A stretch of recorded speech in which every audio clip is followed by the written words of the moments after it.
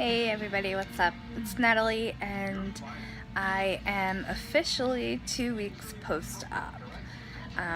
It's been a roller coaster of emotions. I've been in and out of the hospital, and as you can see, I still, here I am in the hospital. Let's go down a little brief overview of what has happened over the last 2 weeks. I had my surgery on April 4th at 9 a.m. in the morning.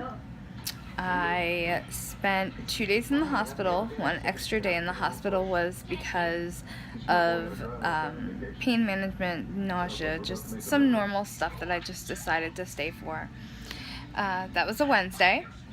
Thursday morning, I ended up with a lot of discomfort in my stomach, to the point where it actually threw me into a massive panic attack, which I did not know at that point that it was a massive panic attack. I got to the ER, was evaluated. Things kind of went downhill from there for me as far as anxiety is concerned. I was given some Ativan, which completely calmed me down. I had a CAT scan of my head and a CAT scan of my abdomen. My CAT scan of my brain was fine. The CAT scan of my abdomen came back showing a little bit of an abnormality, fluid in my bowels, which could have been from residual diarrhea that had not come out yet. But just to be on the safe side, I was admitted. On Friday, from Thursday of my admission until Sunday, I was NPO for 24 hours and then back on liquids again, and I did pretty well. I wasn't in the danger of having the blockage come back or anything like that, so Sunday night they sent me home.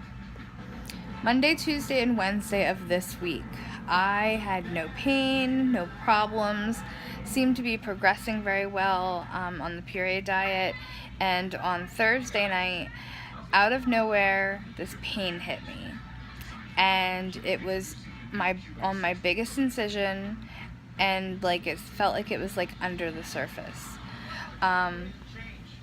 I went to the doctor on Thursday afternoon or Thursday morning at 11 a.m. He told me, pain is normal, don't worry about it, just take your pain medicine when you need to, and that was pretty much it. Thursday night, the pain persisted. It kept getting worse and worse and worse. I, to myself, said, okay, something is not right here. So Friday morning, I actually drove myself to the doctor's office and made them check me out there. At the doctor's, they gave me a huge shot of lidocaine right in my stomach where I had said it hurt.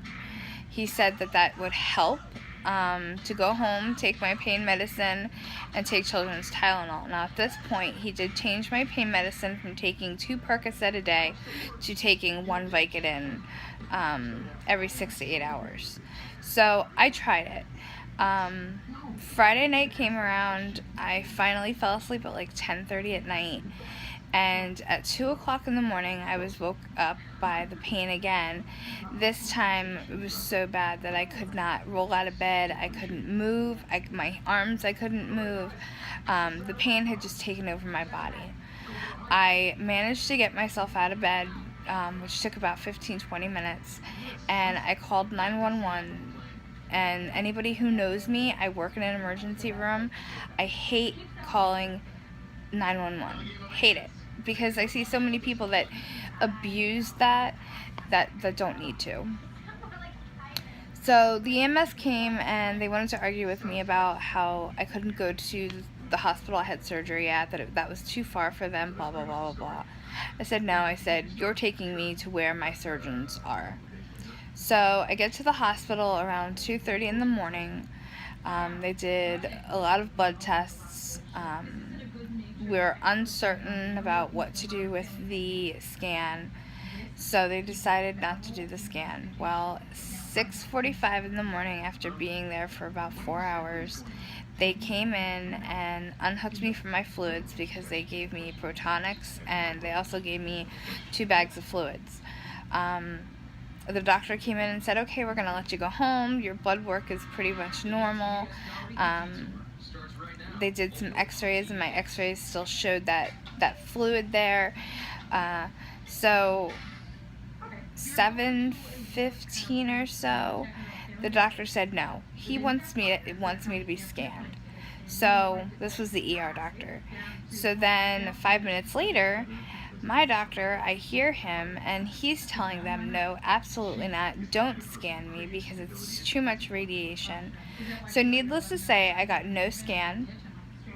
I also did not get pain medicine until 7 in the morning.